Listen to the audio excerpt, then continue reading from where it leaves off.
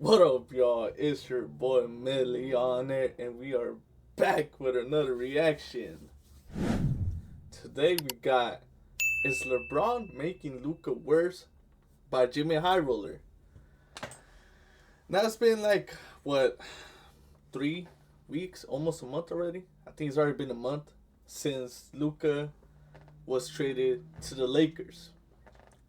It still doesn't feel real to me as a Mavs fan, but we're not going to talk about that.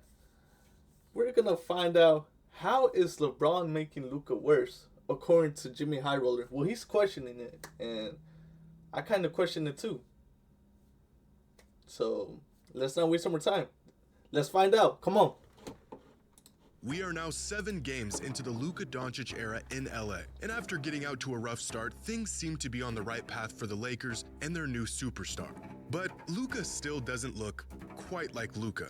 In fact, his first 3 games with the team was statistically the worst 3-game stretch of his entire career, trailing even his first 3 games in the NBA. Now, there are plenty of great reasons why this has been the case. The man is transitioning into a completely new system. He's playing alongside new teammates and just beginning to build chemistry with them. He's coming off of the most serious injury in his career, and he's playing himself back into shape. And of course, he's still mentally recovering from one of the most egregious cases of backstabbing in sports history. All of these explanations are perfectly reasonable, but some fans have elected it. Golly, focus, bro. Come on, bro, focus. Damn. Bro. I ain't gonna lie, bro. I'm getting tired of this camera, dog. Alright, there we go. Damn. A fourth possible reason for Luka's recent slump. This man, claiming that LeBron is to blame for Luka's struggles because he simply does not make his teammates better. In fact, some fans are claiming he never has, and that Luka is next in line to have his career completely altered by LeBron and his heliocentric, self-serving play style. It's a claim that sounds outlandish, but as Luka's first stretch in LA has unfolded, I've begun to see this claim more and more. LeBron simply doesn't elevate those around him. And the more I saw it, the more I began to wonder if LeBron is a great teammate or if he is just a great player. A question. Yo, that's crazy. What y'all think about that, dude? LeBron make players worse? Like superstar players or players in general that play with him. Does he make them worse? I don't know, man. I gotta see the stats, but as of right now, my answer is no. I don't think LeBron makes his teammates or other players that he plays with worse. I don't see it, bro. I just don't see it. That led me down a rabbit hole of player testimonies, historic data, and career trajectories to uncover the truth behind if LeBron truly makes his teammates better.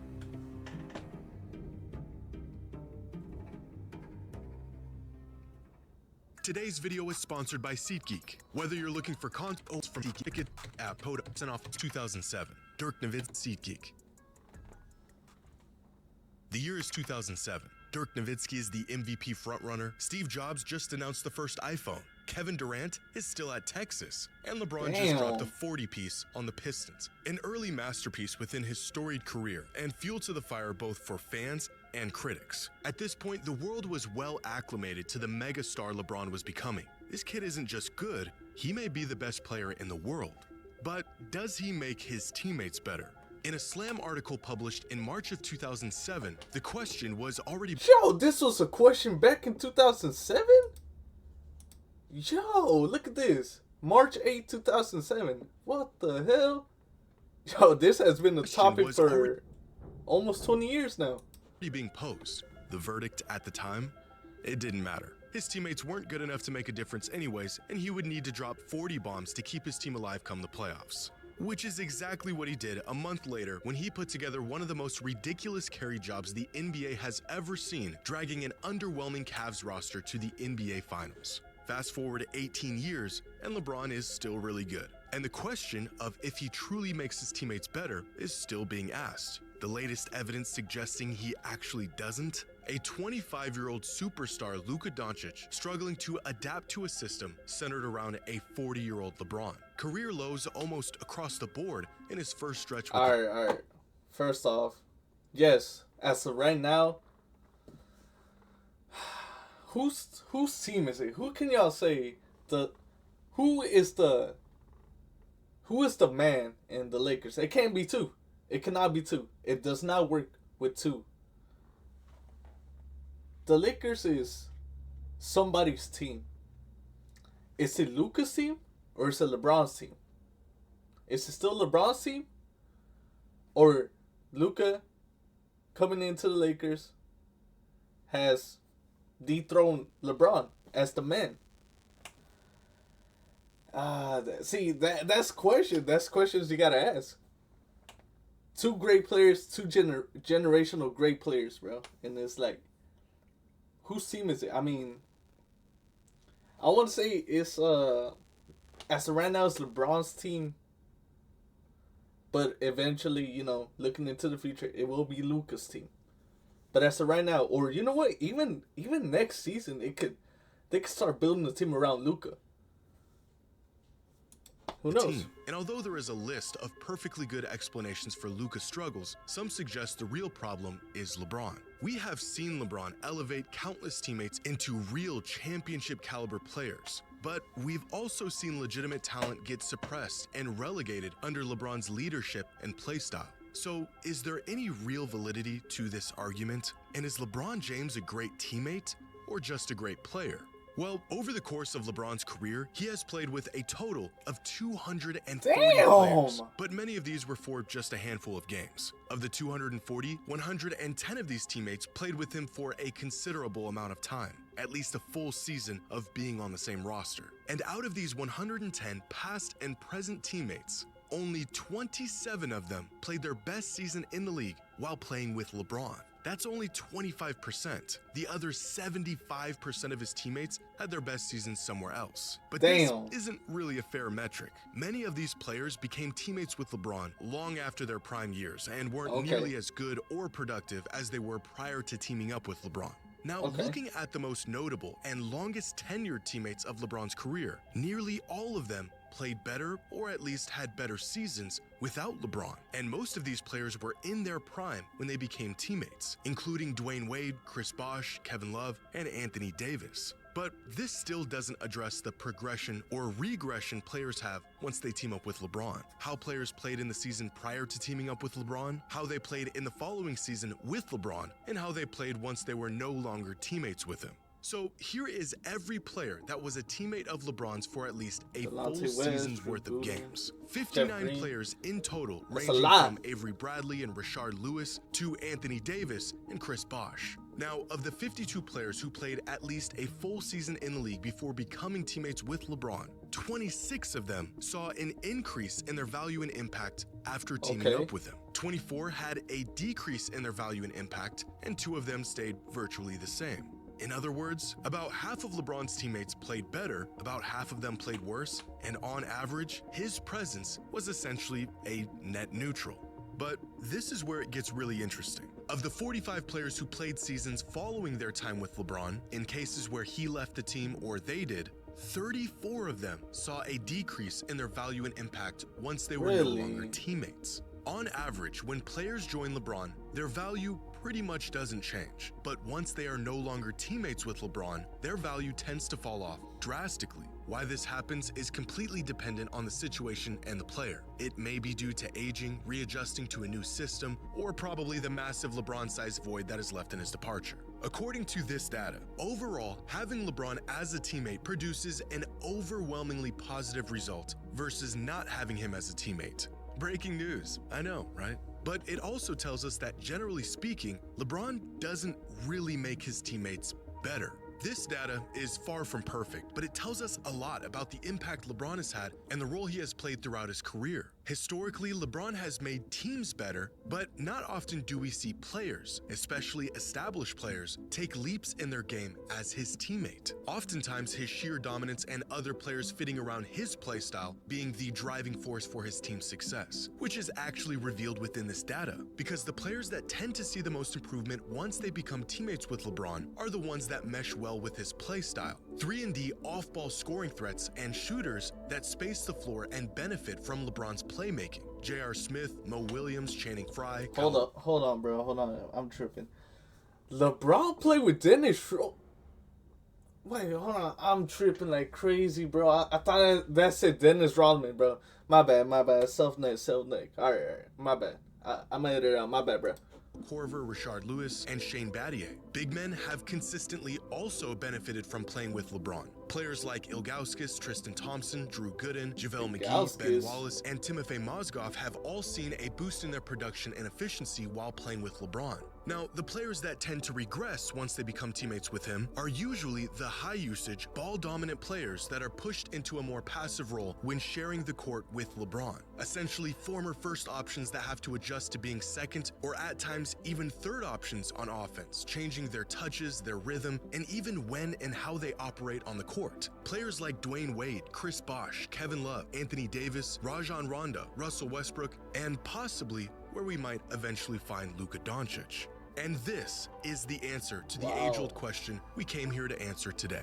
For most players, teaming up with LeBron can come with more open looks. It can mean an easier offensive assignment or a role that better suits your play style. With a playmaker as incredible as LeBron is, scoring opportunities can open up in places they never did before, in the form of lobs, skip passes, being rewarded for cutting and moving off the ball, and even being in close proximity to LeBron, granting them access to one of the sharpest minds basketball has ever seen. For the most part, it's the role players, glue guys, spot-up shooters who have benefited greatly from playing with LeBron. For these players, he does in fact make them better and more valuable on the court. As some would put it, LeBron is the ultimate floor raiser. For most of his career, you could give him 7 marginal talents and he would find a way to turn them into a 50-win title contending team. It is a tangible quality that has ultimately been a blessing and, at times, a curse. The blessing is that regardless of who LeBron is playing with, he is the offense. The curse is that regardless of who LeBron is playing with, he's still the offense. And this floor-raising superpower seems to get neutralized the further off the floor it gets. For elite players... Damn, could that be the thing, though? Like how I asked in the beginning, is it still LeBron's team? Is the Lakers still LeBron's team? If that is the case, yes, he came into the team and it was all about him. And the offense was all about him. But even with Luka, is the offense all about LeBron? Is it still the case? Is it gonna be like that when he plays with Luka? Or is he gonna take a step back? Because if y'all remember, I think it was the beginning of this season, he said that when him and Anthony Davis were still teammates, he said that the team was Anthony Davis. That the team and the offense was gonna go through Anthony Davis. Now, I think Anthony Davis averaged 27 points this season, 8 boards and like 4 3 assists or so. So he's having a good season.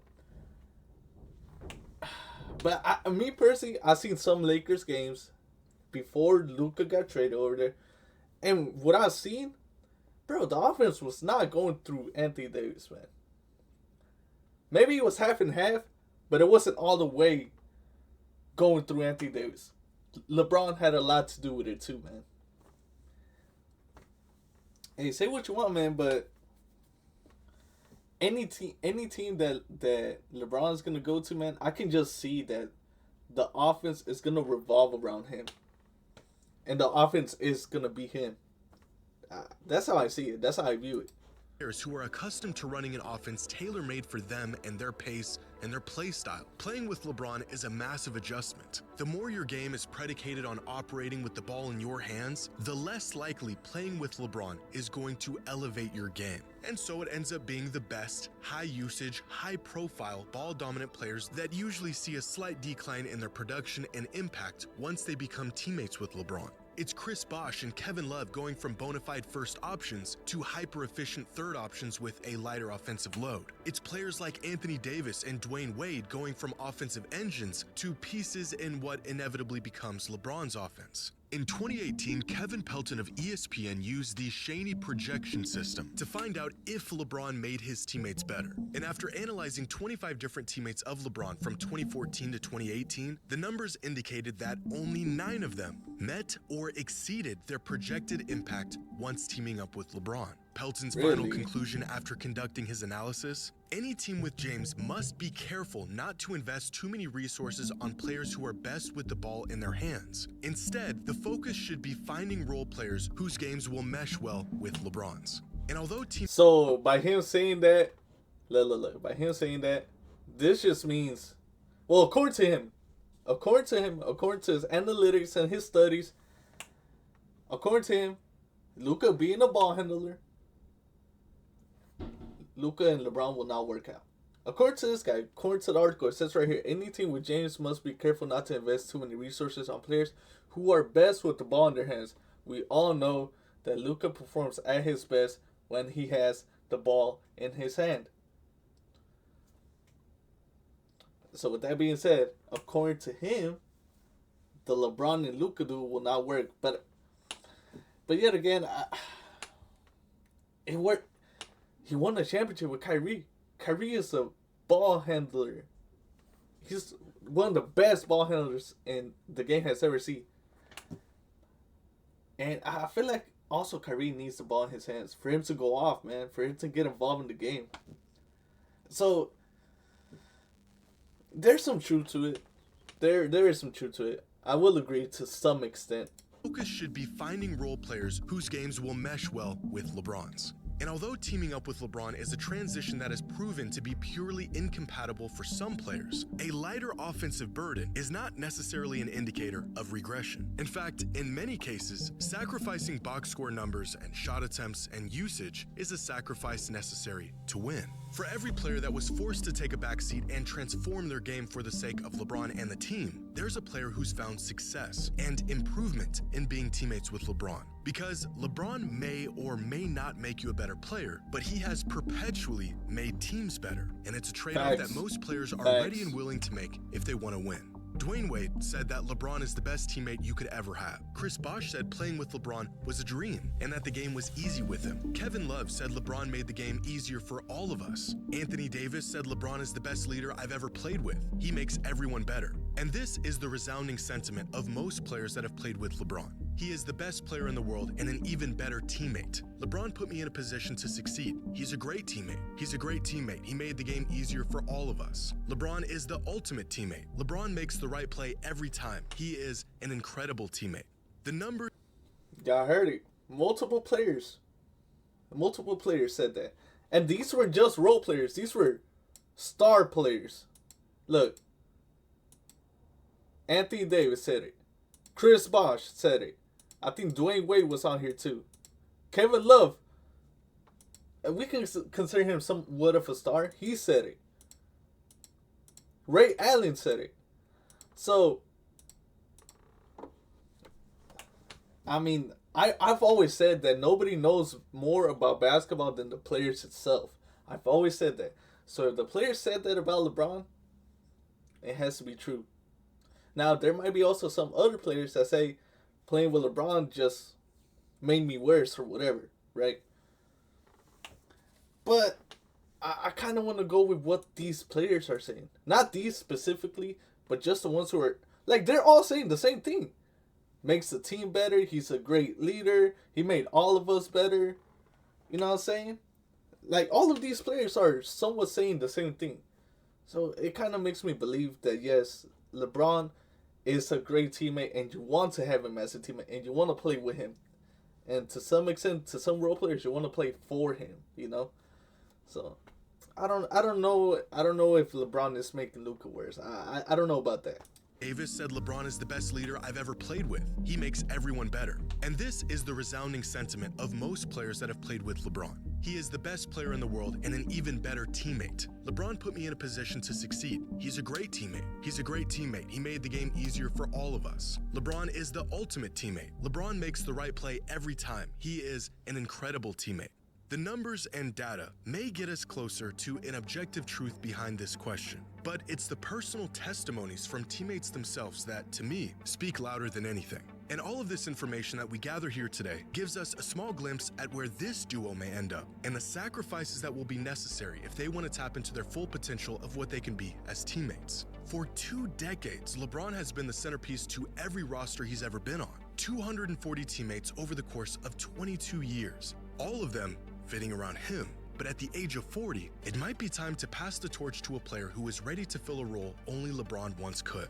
LeBron and Luka may be able to coexist just as they are without compromising their games. But if history has shown us anything, regardless of the talent available, and especially if the talent available is extraordinary, in order to be great, someone has to be willing to recalibrate their game in exchange for winning and what's best for those around them.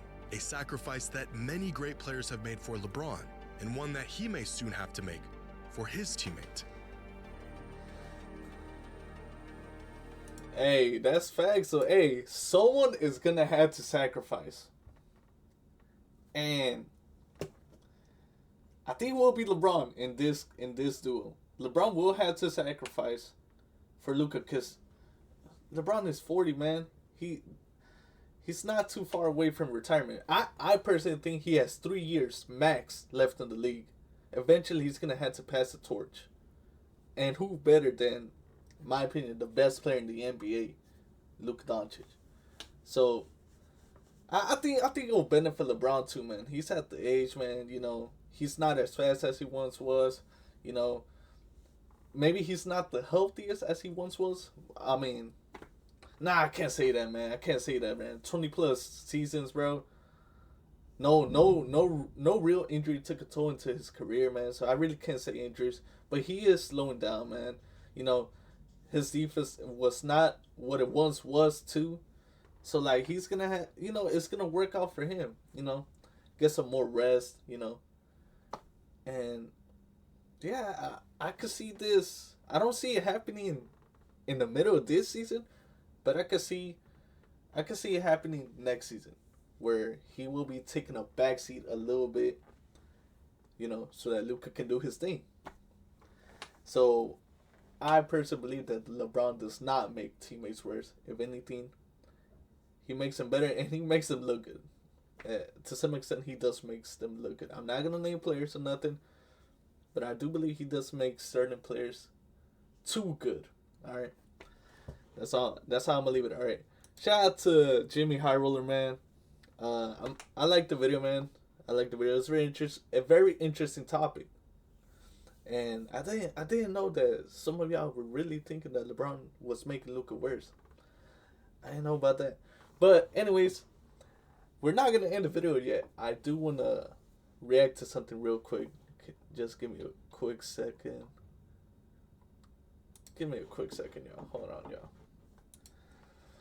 Hold on, y'all. Just give me a quick second.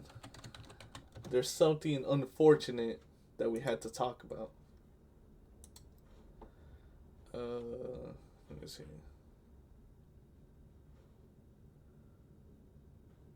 Let me see real quick.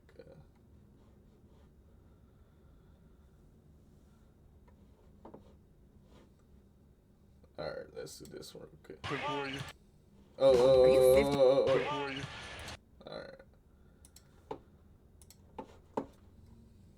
All right, y'all. We have something unfortunate to talk about. Us Mavs fans, we're really in shambles. As y'all can read by the title, Kyrie Irving tears ACL but still gets carried to free throw line to shoot free throws. It has been confirmed today that Kyrie Irving will no longer be playing for the rest of the season. He tore his ACL. He will need time to recover. What does this mean for us Mavs fans? We're done. We're done for the season. Shut it all down. Burn it all down. Turn off the lights. We're done. We're done. We have all 3 of our bigs are injured. Kyrie is injured. We have other players that are injured. We're cursed. We're really cursed. Ever since that trade happened, we've been cursed. Ever since. A lot of injuries, man, and a lot of bad things are happening towards us. And I also saw that these people, the Mavs front office, were thinking, or I don't know if they were thinking or if they actually did, but they wanted or they are wanting to raise the price for season ticket holders by 9%. What are y'all doing to my team, man? What are y'all Mavs front office? What is Nico doing? What is the owners doing? What do they think? What are they thinking about? Raising the tickets for season ticket holders? I mean, raising the price for the season ticket holders by 9%, I heard. Well, since this happened, since Kyrie is no longer gonna be playing for the rest of the season, throw that out the window, bro. If y'all continue with that, that is plain robbery. Adam Silver should check that out, man. If y'all continue with that idea, that is plain robbery, bro. Y'all are pathetic for thinking about that stuff, bro. And if y'all still are, bro, and y'all some people, ooh, bro, I'm not gonna crash out, man. I'm not gonna crash out, bro. This is not gonna be the video where I'm gonna crash out, okay? But I'm not gonna play the video also because it could get blocked. We all know how it happened. For those of y'all that seen it, y'all wanna see how it happened? Go check out NBA Chaz. Here's the video title. Y'all can go check it out. I just want to wish Kyrie a speedy recovery, man. Prayers to him, bro. I saw his Instagram. He looked like he was in good spirits, man.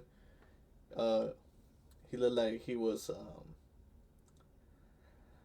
He did seem sad, and of course, like all of us Mavs fans, we're all sad about these news, man. We love Kyrie, man. We love Kyrie a lot, man. And Kyrie, I do hope that you recover, man. And don't let this affect you mentally, man. I know you're a strong person, and I know you'll come back stronger, man. And you'll help us out a lot, man. I want to say thank you, Kyrie. If you get to see this video or not, it doesn't matter. I still want to say thank you, Kyrie, for performing with us day in, day out. And giving it your best, man. Especially through what's been going on this past month with this team, the Mavericks.